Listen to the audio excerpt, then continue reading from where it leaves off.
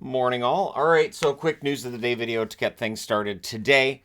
Things have definitely quieted down after what was a crazy July 1st, but hey, happy July the 4th for those watching in the United States.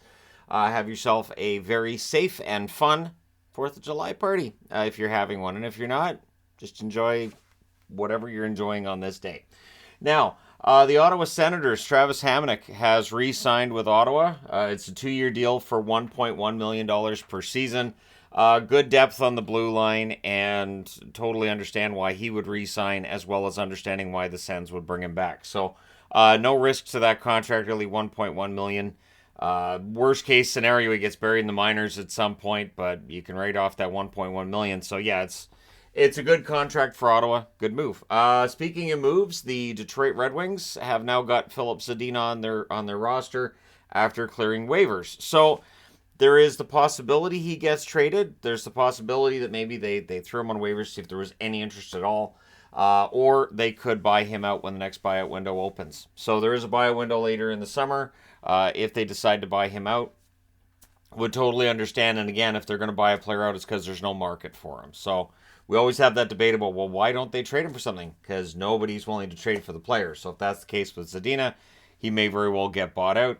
Eiserman likely doing this because, it's not working with Zadina and you want to give him a chance to play somewhere else, right? So Nashville, the reason for the Nashville gear, there's been a lot of discussion about what's Nashville doing and the additions of O'Reilly, Shen, and others. And the idea is simple. That Barry Trotz knows this team is going through some sort of a retool, but he wants to make sure he has a lot of character and leadership to lead the kids that are coming into the NHL through this transition. So much like what Chicago's doing as well, right? But yeah, Nashville picking up O'Reilly and Shen. I think those were moves that were interesting in the time. I think the term for O'Reilly is where it's interesting, but for the cap hit for now, it's fine. So yeah, we'll see how things go for Nashville. They are not. They're not a team that I think would be picked to make the playoffs if we were picking right now. But the reality is that I don't think they're that far off from being a playoff team necessarily. Even without Duchesne and Johansson, I think they can definitely, get at least close. But, maybe for Trotz, he wants to build to a championship rather than just, wild card team. And so you go what you go through.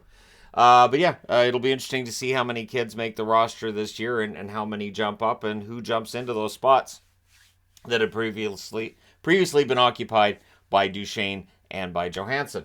Now, this is one that I kind of caught this morning, and I noticed other people picked it up already, but Max Domi is saying that he wants to be a Maple Leaf for a long time, maybe for the rest of his career.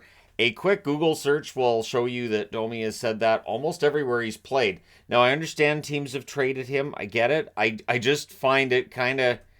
I don't know if humorous is the right word, but I really figured he was going to go back to Chicago. I watched a lot of Hawks games. Well, I watch all the games. And during Hawks games, there was a lot of talk about how Domi really enjoyed playing in Chicago. He loved the city. He loved the team. He loved management. It's just great, and he wanted to stay there. And that even when he was traded to Dallas, there was some talk about, he'll probably end up going back to Chicago because that works. Now he's in Toronto. So I totally understand a player wanting to send that message of, I'm happy here, I want to be here, and this is the best place for me. But once you're into as many teams as Domi's been with, there is kind of a humorous side to it. I'm not saying he's not genuine this time around. Of course, his dad was a Maple Leaf for a long time. But yeah, we'll see how things go for Max Domi in Toronto. It's just a 1-year contract with Toronto, and we'll see if Toronto decides to keep him around. At the very least, Domi is just steamrolling his way towards the Mike Sillinger record of teams played for. Sillinger's record, I think, is 12 teams he's played for.